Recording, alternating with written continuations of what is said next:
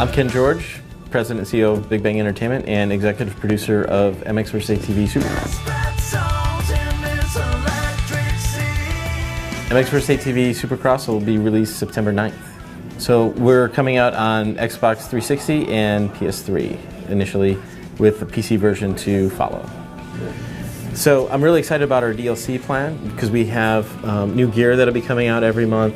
Of course, we'll have OEM bikes, and every year we'll be updating those so you can keep current with the model years. We'll have new tracks, of course. That's the thing people are most excited about. Once you play through the game, you'll want more. So we'll have arena cross tracks. We'll have some outdoor races that feature the rhythm racing that we're, kind of trademarked. Also, we're talking about rider compounds. Or built around famous riders. We'd love to do that, and we're talking to some of the top guys about that. We have online play with 12 racers. You can set up your own private room, or you can go into the random matchmaking where there's you'll have various playlists set up.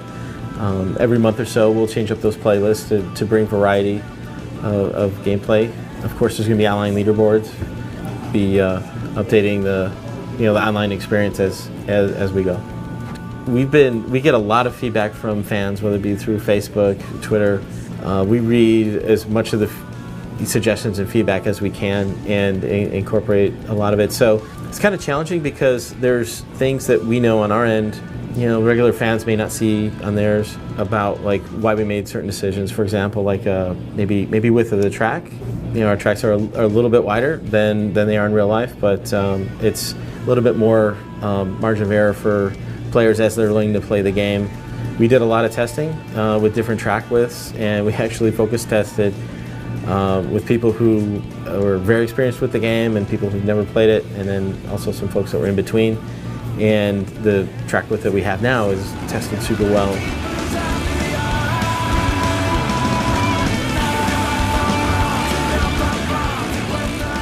Hello, I'm Dustin Young. I'm the Senior User Experience and Interface Graphic Designer for MX vs. ATV. A lot of what I do is, developing and designing the user experience of the menus that get you into the game. I was really excited to hear that motorsport.com would be a part of our game and definitely a part of the garage aspect. Hi, I'm Justin Walsh, Senior Software Engineer, pretty much lead and only UI developer on the MX vs. ATV Supercross. Ultimately, I build out the graphics and we composite those into Flash, multiple layers and setting up some of the animations and everything. And that's, getting it functional is where Justin comes in. Something unique, I guess, in particular to the store is you have quite a few vehicles, and each vehicle has quite a few customization options. And with that, that starts creating massive amounts of data and permutations for how you can actually set yourself up for riding in the game. This screen in particular, and this feature in particular, I should say, is all just exactly that, centered around massive amounts of data and then boiling that down to very defined decisions the user can make. And so with this menu, we set it up to where it's definitely a lot more user-friendly, I guess you could say. You can customize your rider, your vehicle, and a multitude of different things.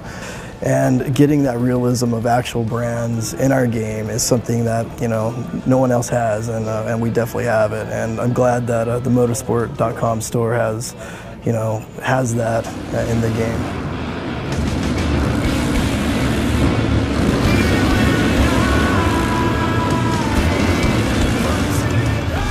Hi, my name is Mike Mamela. I'm one of the senior game and level designers.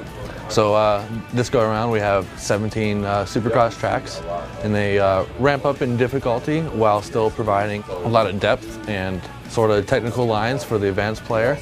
So for Supercross, we kind of evaluated a lot of the previous games throughout the franchise.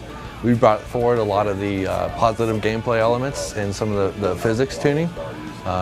And we really try to combine it for the best gameplay throughout the whole series. The track deformation is something that we developed for Reflex and then carried through to Alive and then into this game. It's continued to evolve, and then also being a Supercross centric game, The deformation has a little bit more of a manicured feel, as well as the tracks too. What we really try to do with this game is make it accessible yet fun. Some of the previous games were a bit restrictive and punishing should you go off track or lose your rhythm. So that's where kind of the preload and clutch come into play, and that's where a lot of the gameplay mechanics and the track designs also come into play.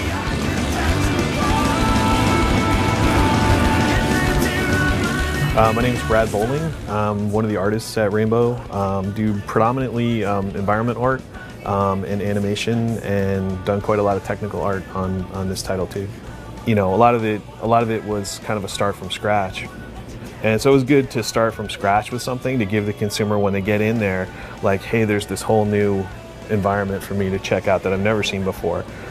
And from my standpoint, I look at like environments in the game as like it's one of those things where when everything blends into the background, when it just feels right and there's nothing jumping out at the consumer and the player, that's when it's right, and we've really gone to great lengths to make it feel like Supercross and to feel like that, you're out there under the lights, the crowd's going crazy, and that's what drives people forward and makes them play this game and makes it fun.